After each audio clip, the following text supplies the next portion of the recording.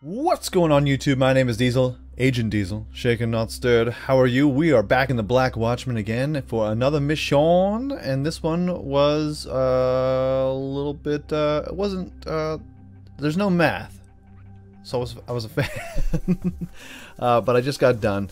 It took me like an hour or so-ish, a painstaking amount of reading, but I also want to thank everyone for checking out this channel. Just hit 3,800 subscribers, and I just want to thank everyone for sharing these videos, spreading the love, and hitting that like button. So go ahead and hit that like if you enjoy this particular video. Maybe even subscribe. Who knows? Tell a friend. Hi. Alright, enough jibber jabber chitter chatter.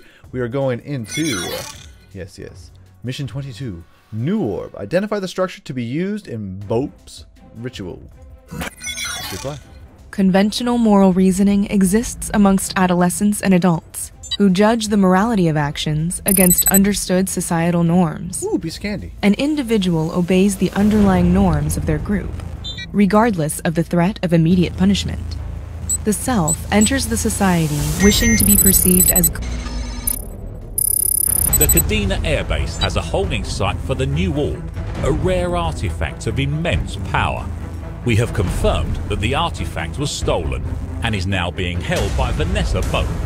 Intel suggests that Bope is planning to conduct a ritual using the New Orb. We need to find the location where Vanessa is going to begin the ritual and contain her before another major incident occurs. beneficial to be thought of as such. The morality of an action is judged based on its effects to the individual's relationships to others. Not breaking the rules is beneficial because it builds trust and therefore strengthens one's place within the group. Alright, Michael Caine says we have to go complete a mission. So we must. So, based on the analysis report, identify what the structure that Vanessa is looking for is made of. It's weird wording. New Orb Archive call number DL8W3S. So we hop on in to the Black Watchmen. Ooh. And you type in that code report, it brings up this report right here. You download it and pop it into your file over here. And everything you need to complete the mission, like the little clues and such, are here. So, New Orb Case Study and Abyssal Signature Executive Summary. Based on shared data from the US military, we know that the item known as the New Orb emits a unique energy signature. Based on our analysis, it appears that the New Orb can be activated using an item known as Monkey Paw, which is something that we gave Vanessa in Canada in an earlier mission. I forget which one. Currently in the possession of Vanessa Bope, subject blah blah blah blah, although the effects on one another are still under investigation. Vanessa Bope obtained the Monkey Paw artifact from one of our agents during a previous operation in Toronto, Canada. I think that's the Agent Jerkface. It was given to her to establish a stronger relationship with our agency. Abilities of the artifact are still not fully known. See here. Ancient texts suggest a third item is required to complete the process to act as a conducting rod. The New Orb characteristics, as well as possible detection methods for the conducting rod, are described in this report. And it gives item characteristics of this orb, the New Orb. And size 9.25 inches in circumference, you better believe it. Visual description appears to be slightly luminant stone from a smooth surface. Light emitted is a bluish tone, thought to be occult in nature, of course, has myrmecatic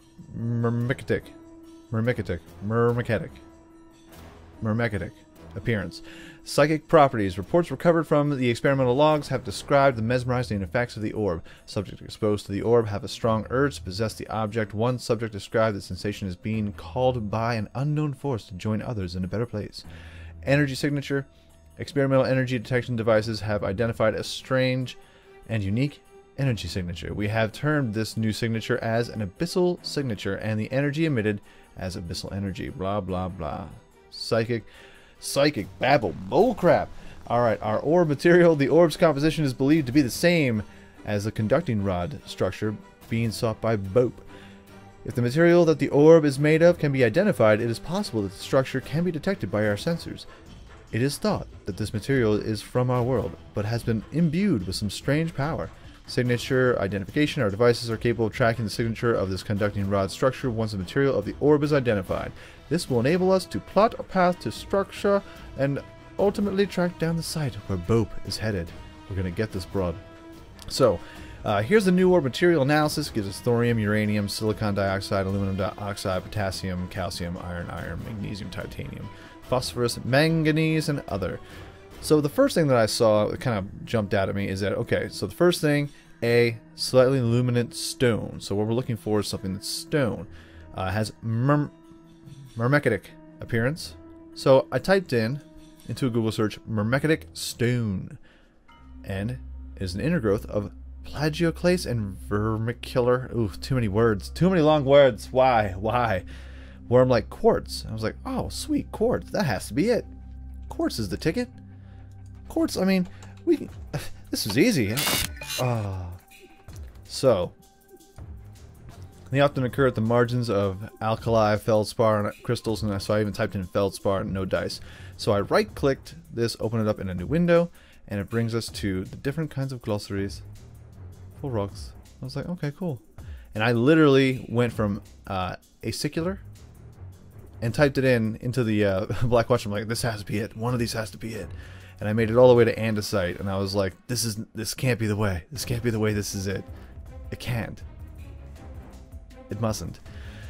So what I did was I went back, and I was like, there has to be a reason for this. There has to be. So what I did was I typed into another Google search. Woo. Ba-boom. Well, not that one in particular. Not that one. No, come back. Come back to me. Aha, I typed in chemical composition, stone, and then typed in just all the things that you see here, all the little minerals and metals, and then at the end I typed oxide. And it came up with composition of Mars, and I was like, nah, I'm not looking at that. Composition of the crust. And I was like, Sand Atlas. And what this site is just kind of a little bit of a glossary of all the different rocks of the Earth. So, after I was kind of like reading through all of this and looking at some of the, chemical compositions of certain different things, going all of this stuff, I decided up here, it says rock types. I'm like, alright, cool, let's go to rock types. Igneous rocks. And I pretty much went through every single link that I could, just like regular links. And then I get to granite. It's a very common plutonic rock with K feldspar and quartz as the main constituents. It's part of my constituency. And then it goes through some spiel, you know what granite is, Granite is a crystalline igneous rock that consists largely of feldspar and quartz. These two are most common minerals in the crust, which means that granite, too, is among the most ubiquitous rock types, especially in the upper continental crust. And then I just kind of like scrolled down, just doing a little bunch of reading. I'm seeing all this. I'm like, oh no, I think I'm down another wrong path here. But you got to keep on going down that honey hole, because I typed in all those keywords, those glossary things. I'm like, composition. Ah, the composition. Composition. And this composition is pretty dang close, like 71% silicon dioxide. I don't know the chemical compositions. I was just like 71%. I know that this is aluminum. Aluminum oxide is 14%. This is at 14%, and kind of just went down the line, and they match up pretty good. So good, so good, so good, so good that I typed in granite. Oh boom! Congratulations, granite is the solution to part 1. So to go back, gotta go back. And you can blame it all on me. Abyssal signature. Identify the name of the structure based on the map detailing the locations of the signature throughout history. Alright, so identify the name of the structure based on the map detailing the locations of the signature throughout history. It gives us a map here. I opened this up in the browser, and I'll show you that in a little second. And then map briefing. Signatures related to the monument structure Vanessa is seeking have been overlaid on a map. These signatures show where the structure has existed at various times in history, from oldest footprint to newest. Okay, so we go to a web browser where I have this map opened up, and the newest looks like it's in London, Jolly London, England, something in the ocean near France. And it looks like we are close to Cairo, Egypt. Here's the Nile. And believe me when I say this, the Nile is not just a river in Egypt. So, we have a granite structure. right, from the first part. So that's what we're looking for in a, we need a granite structure, and we need a granite structure that was also in Cairo and as well as London, England. So that's what we type in: granite structure, Cairo, Egypt, London, England.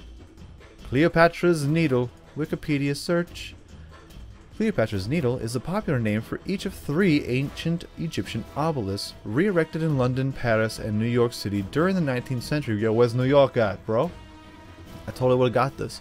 The obelisks in London and New York are a pair, and the one in Paris is also part of a pair, originally from a different site in Luxor, where its twin remains. Although all 3 needles are genuine ancient Egyptian obelisks, their shared nickname is a misnomer, as they have no connection with Queen Cleopatra. Well, this is shenanigans then. This is a lie. And we're already over 1,000 years old in her lifetime. The London and New York needles were originally made during the reign of the 18th dynasty pharaoh Thutmose III. I probably butchered that. The Paris needle dates to the reign of the 19th dynasty Ramses II and was first to be moved and re-erected, as well as first to acquire the nickname La Jolie de Cléopâtre in French. That was terrible. So, all you do, hop on down to here. Cleopatra's Needle. Ha-boom! Cleopatra, I don't know where you would get that. Don't know what that is. Cleopatra / UOO275 Needle. Okay. Alright, but that's the mission. That's the mission 22. We are so close. Ever so close to the finale. 3 more episodes. 3 more episodes and season 1 is done. They're working on season 2. And I can't wait to get my hands on it, baby. I can't wait. But, folks, I'm not really sure when that's coming out. I don't know. But, hey, if you enjoyed this video, go ahead and hit like. It helps my channel ever so much more than you know. And if you like it so much, go ahead, hit subscribe. New videos are coming out every single day, every single week, folks. Have a great day, afternoon, evening, good night. Peace out, like, shout. And I will check you out right here again in the Black Watchmen next time.